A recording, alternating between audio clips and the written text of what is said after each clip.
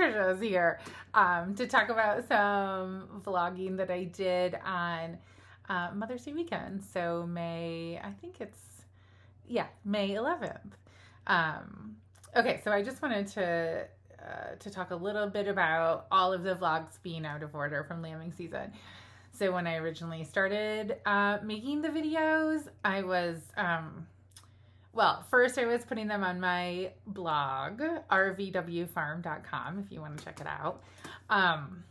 And I pretty quickly ran out of data there.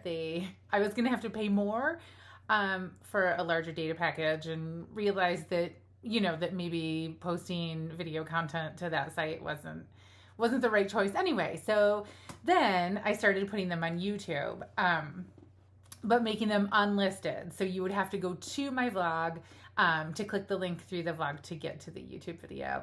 This was just kind of I felt a little safer about it. It's a good place for my friends and family who are the primary readers of the blog to find the videos.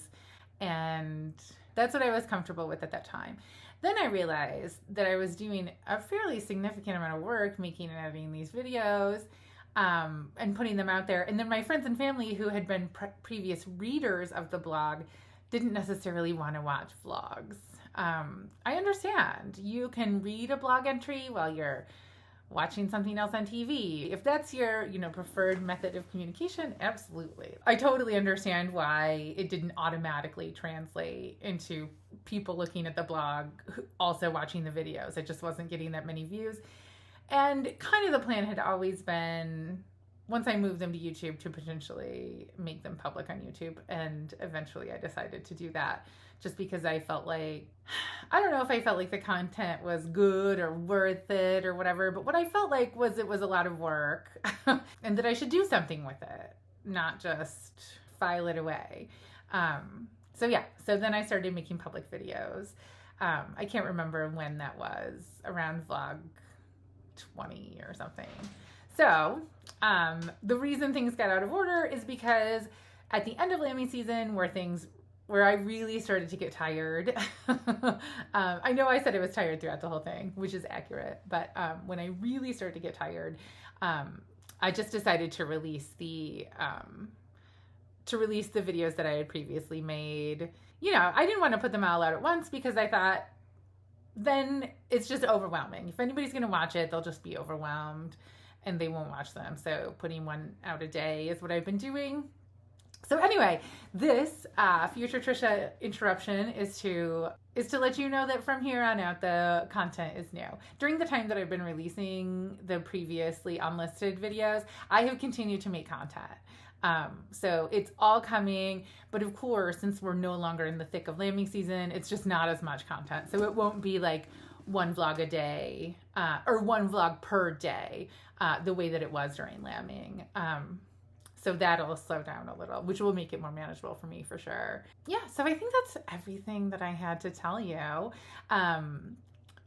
So the beginning of this vlog, I don't know if it was a rough day. I don't have any content to introduce this video on May 11th. So it starts out in the morning with some amazing ramlet footage. The day started slow.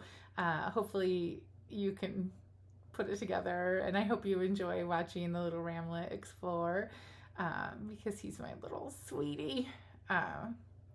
So that's the announcement. From here on out, things are gonna start coming up to date. If you do watch the lambing videos, I guess feel free to watch them however you'd like, but if you want to watch them in order, things might make a little more sense. Future Trisha out. Okay, I released the ramlets into the maternity ward for a short test run. Very nervous about this because he's going to try to nurse off of some of these mean ladies and they're going to beat him up. Hey, babe.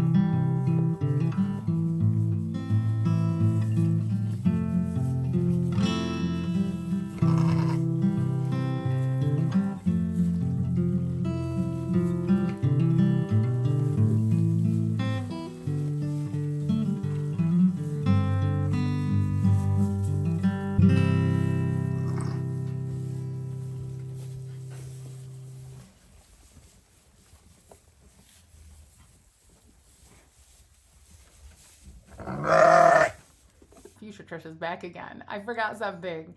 Surprise. So also on this day, May 10th, we had a very special delivery.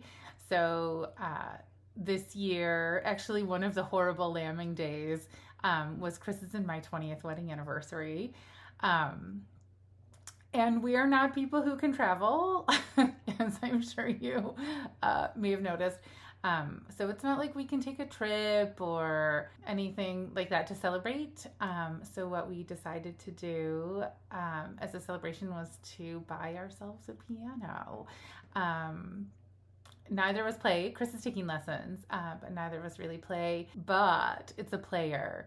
So yeah, so we'll be able to put it in our ballroom and have beautiful piano music. And it's a beautiful, I mean, just a piano is just a beautiful thing to have. So here's a little bit of footage from the delivery. If you're ever wondering how a grand piano gets to the second floor of your house, all you have to do is use your telehandler to raise it up. Helpful, right?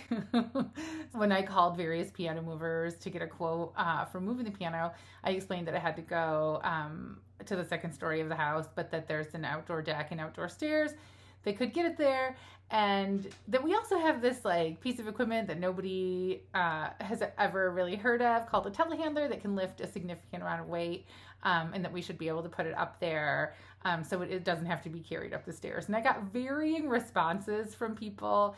I think some people were thinking of like a boom lift or a spider lift, something that's meant to carry a person and like a can of paint. And they were like, it's not going to be strong enough. It's gonna, the piano's unbalanced. They were very discouraging. And then I called these amazing people who moved this piano, and he was like, that sounds great. So we went with him. And yeah, they were so professional. It was amazing. I think, I said this about like when the vet came to do the C-section here. I love watching people who are good at their jobs do their job, regardless of what it is. Yeah, and this was amazing. These guys, like, number one, they were really strong, but actually that's not even number one. Number one, their communication was incredible. And number two, they were super strong. So there's that. But when you're moving a piano, it's not just the weight of it. It's that, while the piano is packed by professionals for the move, there are so many delicate moving parts. So I did have to speed up the part where we're lifting it because Chris drove it. We were moving so slowly.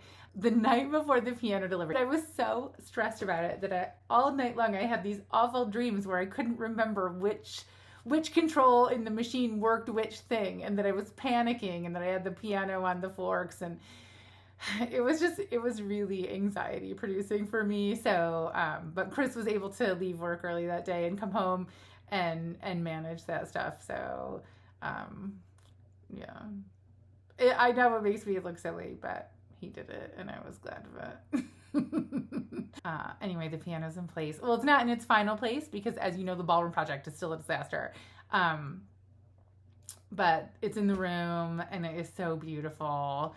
And I can't wait to get that room finished so that it can shine to its fullest potential.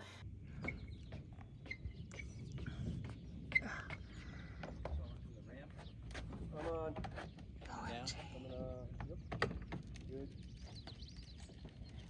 Going to the grass. Yep. Right in the grass with the front. Good. Yep. I'm sure your clients appreciate it. Yeah.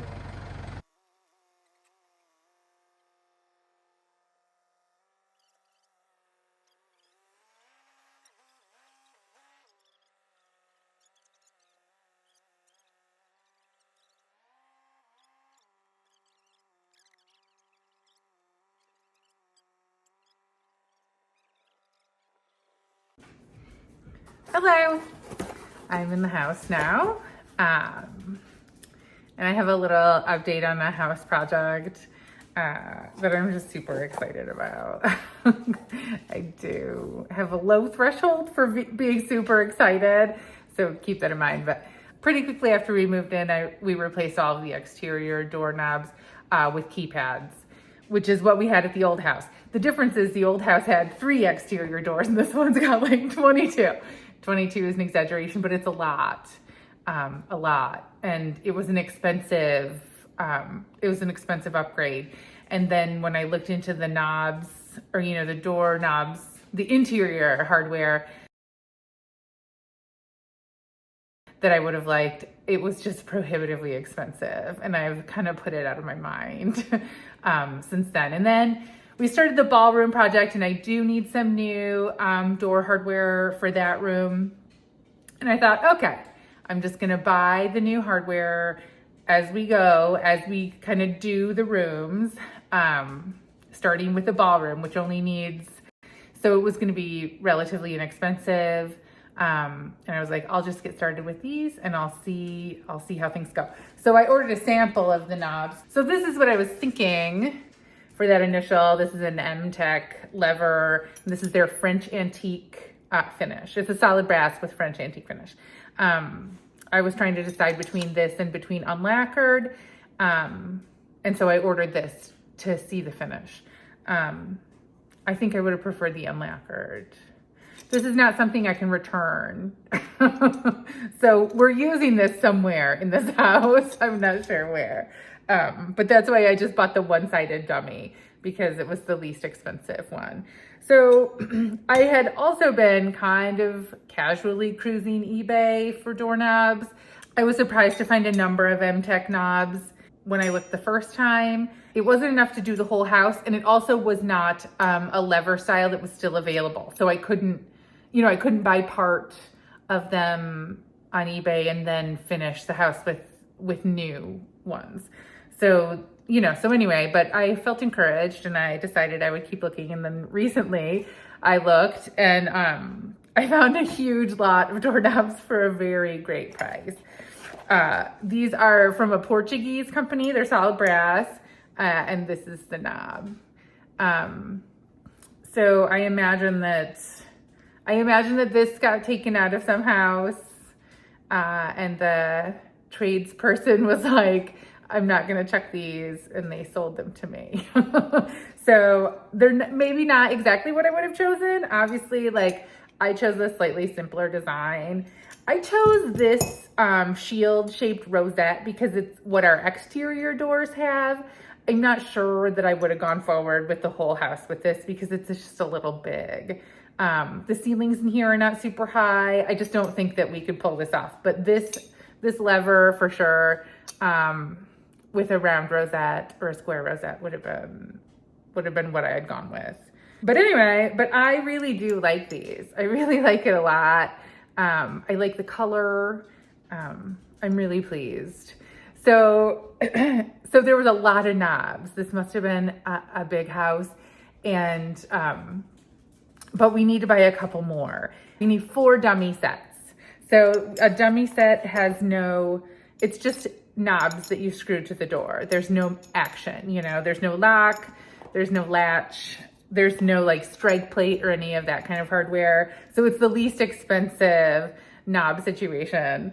And the 4 dummy sets that match this cost almost as much as the other 29 knobs that I got on eBay. Yeah, this is another thing that I am really giddy about. I've told everyone in my life who they call me to tell me something important, and I'm like, did I tell you about my doorknobs? And I have spread them all around the house.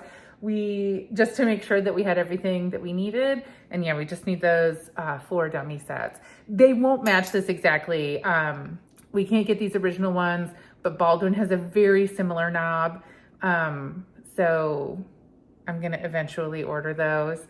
But for right now, I'm gonna work on getting these installed, and I am so excited. I can't wait to work on it and show you. But obviously I have other work that I need to be doing. Right now I have milk warming up to go feed the bottle babies, and we still have two ewes to lamb. Anyway, that's the update on the doorknobs. I hope you're as excited about it as I am. All right, I'll get going. Okay, here's the baby. Oh, you want a nurse? Yeah, so she's a good little drinker, and she might not need this milk, and Other producers might not do this, but obviously I'm soft. And lambs are cute, and I'm already making it, and I'm already here, so why not? And it makes friends. I mean, obviously I don't have any people friends, because all I do is make videos of myself crying in a barn. Is that right? How's that?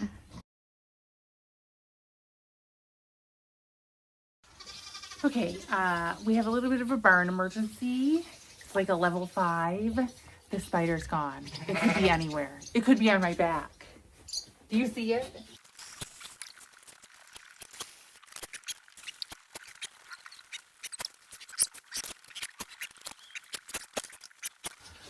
The little ramlet is crying.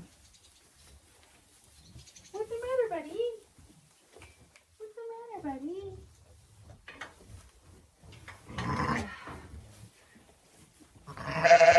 I think he needs like a little cuddle. He needs a little cuddle. What he needs is a bath. Look at that dirty face.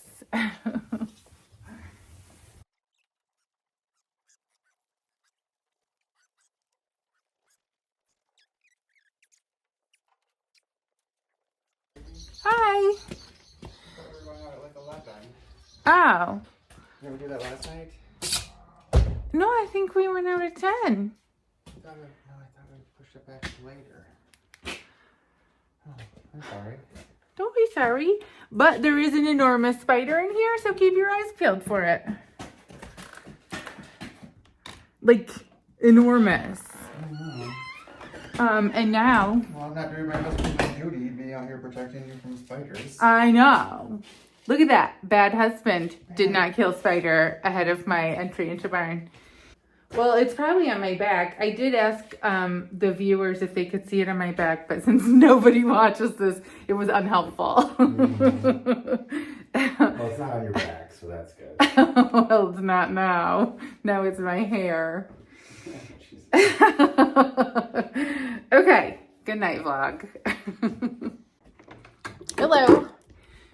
It is Saturday afternoon, May 11th. I am just in the barn to feed babies. We're feeding a little early tonight because we're taking my mom out to dinner for Mother's Day. I do want to show you something here. Okay, this is the wool that came off the lioness. Okay, so there it is sitting in the wheelbarrow. Chris picked it up so that we wouldn't think that it was a lamb in this pen. Hi, Bess. Oh, Bess is not feeling friendly. Okay, I'm going to set up to feed the babies and maybe give a quick update on everything else that's going on around here today. Okay, we have a situation here with Nosy Parker, but as soon as she loses interest, this will be good. Okay, Ramlet. You don't need milk. Oh my gosh.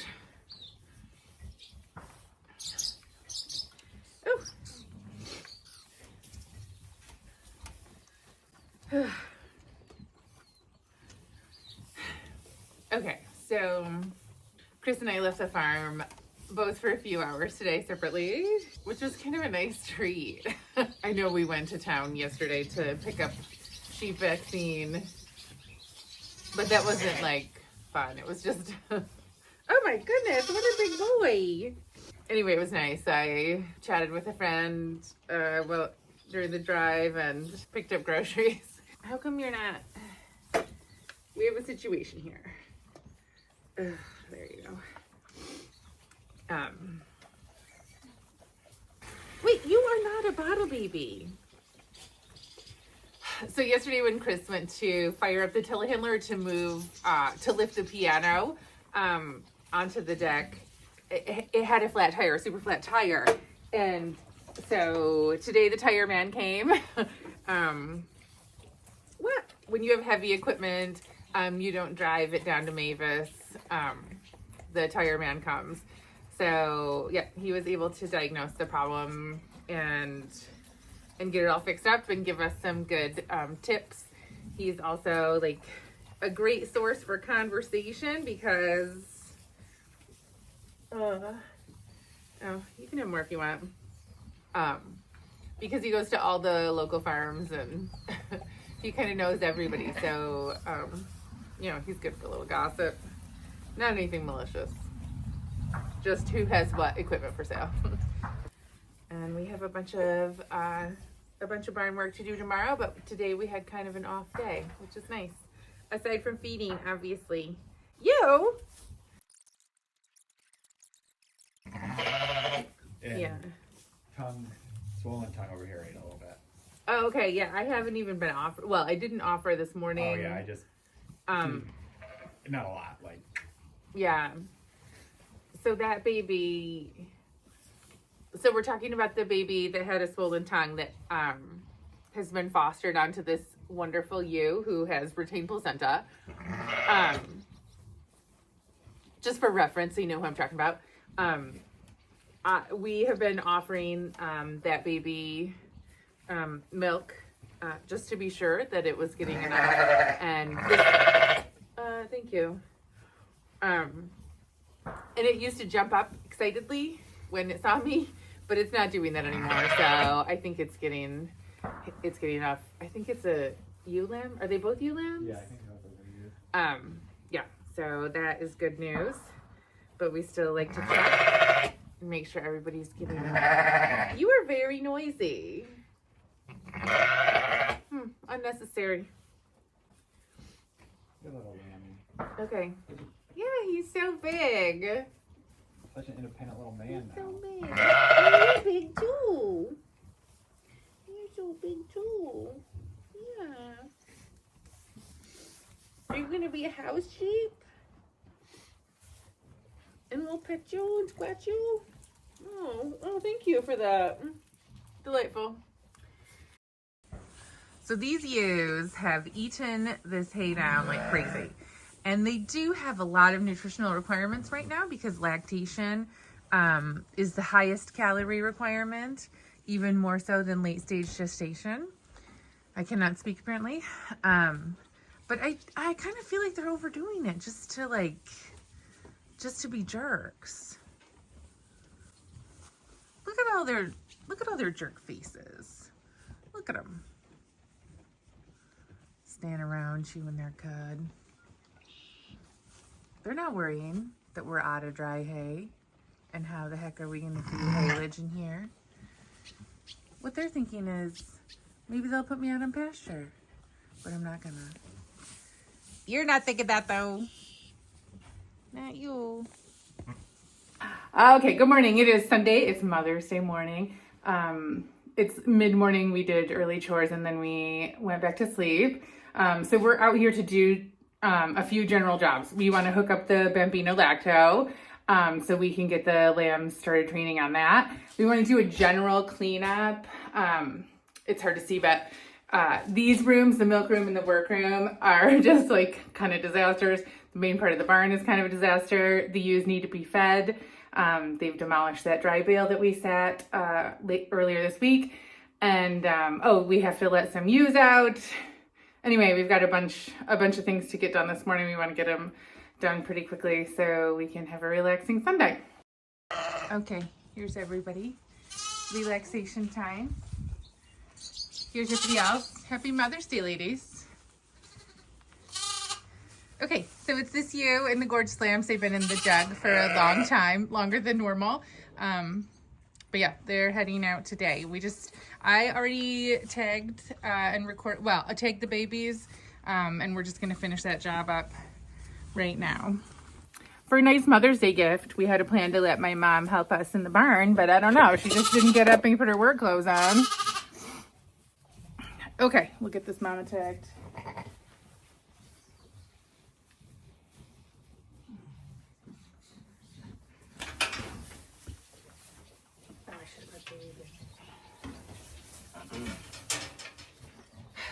Okay, so one tag down. This ewe has lost both of her tags, both of her old tags. We really struggle with this. Hopefully this new system and this new tag style will make a big difference for us. She's pretty wild. She doesn't want to be handled. Chris is Chris works hard around here doing all the jobs I can't do. All right, Mama. I didn't go. Sorry, Mama, I didn't go.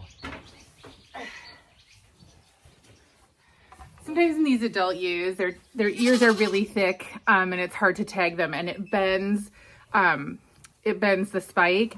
And once a tag gets bent like that, I have not had good luck getting it through, so I have to come out to get a fresh tag. We haven't had these problems on anything that we didn't record. Okay, watch out, you maniacs.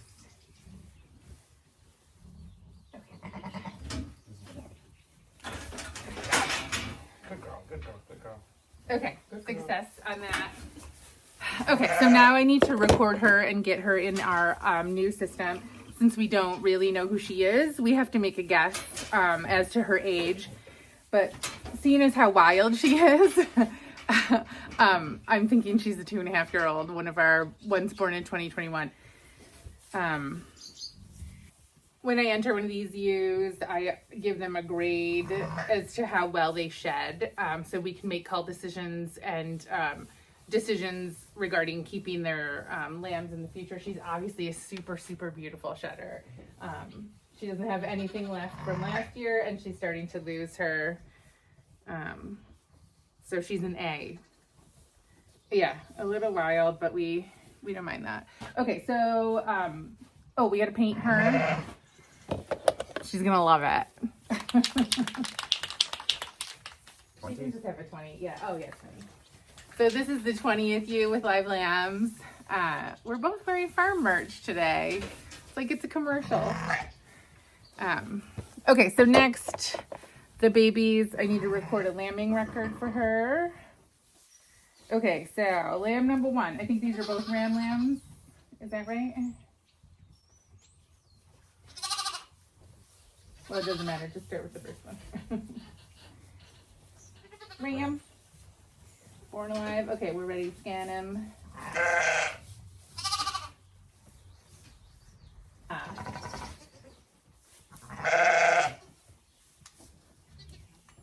don't know how it, like, why it locks itself like that. I think I had to do something. Okay.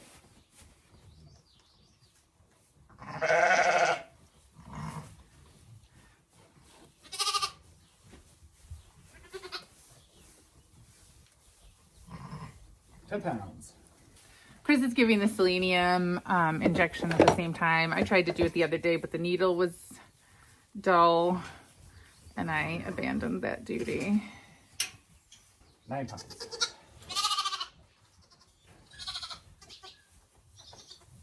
You're done. Okay, we just need to scan them for Bosie. I'm ready whenever you are. So Chris is just scanning them because we administered that selenium shot. So that is recorded separately from the lambing record. But that's all done. So these guys are ready to go. There's so much more back here. Oh, so the bummer lamb has joined them. She's been curious about what's going on in here. You can go, Mama. Oh, now you don't want to go? Okay, good girl. Yeah. Last time I filmed this, recorded this, I said that the ewe is going to be reluctant to go. This ewe actually was reluctant. So she has gotten out, and now she realizes that she doesn't have her babies. And it's going to get exciting in here for a minute. Hi, lady. Your baby found your jumpers. Okay, so this is the state of the Bambino Lacto. Oh. So the machine is set up on this chair. This is super awkward. So next year we'll have to take into account eventually, possibly setting this up and make it easier. The problem here is that this floor where the chair is sitting is level concrete, and then this part that is covered in straw, that's the gutter that's filled with gravel. And then the level concrete on this side is higher, like an inch or two. Anyway, that's the problem. That's why the chair is back here. That's why the lines are going to have to stretch. Okay, so Chris is going to take the lid. My lovely assistant So we're not totally sure how this system goes. Like I said in the previous video, I tried to order a different system that I had done a bunch of research on and read a lot of reviews. And then they were like, we don't have that one in stock, but we have this one. And I was like, yeah, just send it. So the instructions say to put the milk container, which probably starts here-ish, slightly lower than the level of the nipple so that they don't leak at the nipple. You may need to put the bucket higher. This is just a first attempt here. The instruction manual was very sparse. Okay, so this ewe, who we just let out, is now trying to bust out of here. Okay, so this controller doesn't have temperatures on it, it just has numbers. So we brought up this thermometer from the house so that we can get a gauge of where we need to set it to get it to the temperature that we want. So it should be set up now. We just don't know how you're supposed to get suction on this. I will suck on it if you don't videotape me. Okay, so Chris, I walked away to get the creep gate and Chris figured it out. Oh, okay. Okay, if anyone was worried about Chris's nutrition, never fear, because he's on milk replacer now. It tastes weird. It tastes like it smells, and the smells make me sick lately. Because we've used it so much. Yeah. Okay, so another thing we're going to do is we're going to put something called a creep gate on this pen instead of this one. And this is a creep gate. It's all coming apart at the time, right now, but I don't know why it's called a creep gate. Okay, so the idea of this gate is that all of these posts are movable, and you can adjust them to the size of your lambs so the lambs can get through, but the ewes can't. These roll on the posts so that even if it's a tight fit, they can just slide right in. So the idea is that the milk machine will be available to all of our bottle babies while they're still able to mix with the rest of the flock, because there's not that many bottle babies. I hate to segregate them. If we do have problems with other babies learning, babies who are well fed, learning that they can go in there and pick out, then we might have to make changes. But we're just going to keep an eye on it. All right, so here's our guinea pig on the milk machine. And look at that tail go. Oh, maybe not. So these nipples don't come pierced. We put holes in them. If the holes are too big, the milk will flow out and you'll be throwing your money down the drain. Good afternoon. It's Saturday afternoon, Sunday. It's Sunday afternoon around 4. I came out to do more baby training on the milk machine and to record a little update of what we managed to get done this morning. So this is our feed situation right now. We set a bale of haylage here in the doorway, and then we put some sheep and goat panels around it to keep everybody contained. It clears up a little room in here. We took down one of these jugs, and then there was a bale of hay here, which they've eaten. So that makes it a little roomier. So we set up the milk machine, and then we installed this creep gate for access to the area where the milk machine is. So here you can see where that bale of hay that we were feeding was right here, and then there was another jug there, so we opened that up. So we left that open jug for the 2 ewes who we still have left to lamb. And then we extended this lady's jug. We made it a double wide. So they just have a little bit of extra space. Again, she's still in here because she still has not, her placenta still has not detached. So we need to keep a close eye on her and be able to give her medication. The plan for us is to call the vet tomorrow if she hasn't cleaned by then. I am gonna try and train these babies. One concern I have is just that the milk is sitting in these lines and cooling. So our babies are gonna have to get used to cold milk replacer, which could take some time. It's loud outside.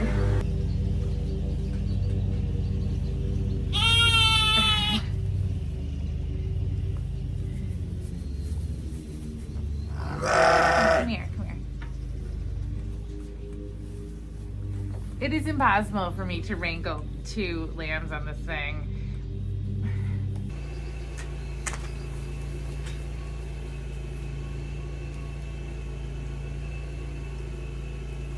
This is Ramlet. It seems like he's doing pretty good. We gotta do 1 lamb at a time here. And it's not you, you greedy. Oh my gosh. Oh, he gave a good shake.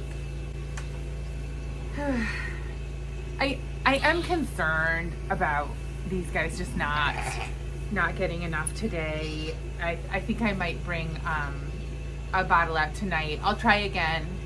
So we have been feeding every 6 hours because everybody's doing great and eating a ton. But until we get going on the machine, my plan is to come every 3, except overnight. So I am thinking I'll bring a bottle or 2 out at our last check, about 10 tonight. This is mayhem.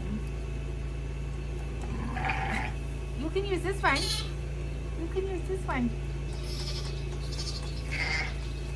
I got 2 babies eating simultaneously right now.